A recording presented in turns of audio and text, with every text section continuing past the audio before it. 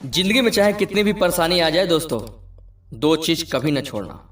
पहली चीज उम्मीद, पाने की उम्मीद, कुछ बनने की उम्मीद। क्योंकि जब तक आपके पास उम्मीद है ना, आप काम करते रहोगे। अंदर से साहस आता रहेगा, एक हिम्मत आती है काम करने की, आगे बढ़ने की। और जब उम्मीद है तो उसके बाद धैर्य रखना, क्योंकि काम के बाद रिजल्ट तुरंत भले ना मिले, लेकिन अगर धैर्य रहा तो रिजल्ट एक न एक दिन जरूर मिलेगा। सूरज ने कहा, मेरी वजह से चारों तरफ उजाला है, मैं नहीं रहूंगा तो पूरी दुनिया अंधकार में चली जाएगी। लोग ठोकरे खाएंगे, गिरेंगे, पड़ेंगे, तमाम परेशानियां आएगी। तभी एक उम्मीद सा छोटा सा दीपक बोला, हे दिवाकर, मुझ में आप जैसा बल तो नहीं है, लेकिन इतना हौसला जरूर है कि जब आप नहीं रहोगे तो मैं कई भागों में बंटकर अंधकार खत्म कर दूंगा।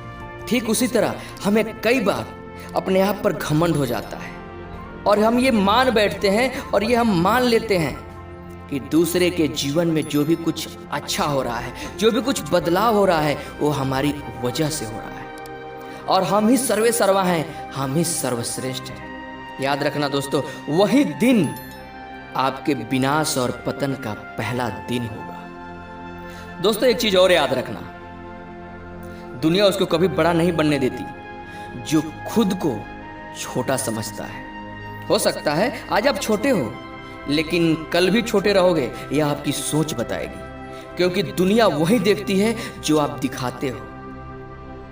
मानना शुरू कर दो आज से अपने आप को बड़ा, कल से दुनिया भी मानना शुरू कर देगी। सफलता पानी है तो असफलताओं को गले लगाना सीखिए दोस्तों, जिस तरह उस शख्स ने लगाया था। हमेशा से लोग उसे पागल कहते थे, लेकिन उसे कुछ फर्क नहीं पड़ता था जी। सालों से लगा हुआ था एक प्रयोग में, उम्र कब 67 की हो गई पता भी नहीं चला उसे। लेकिन इस आविष्कार में सफलता का कहीं दूर दूर तक नामो निशान नहीं दिख रहा था।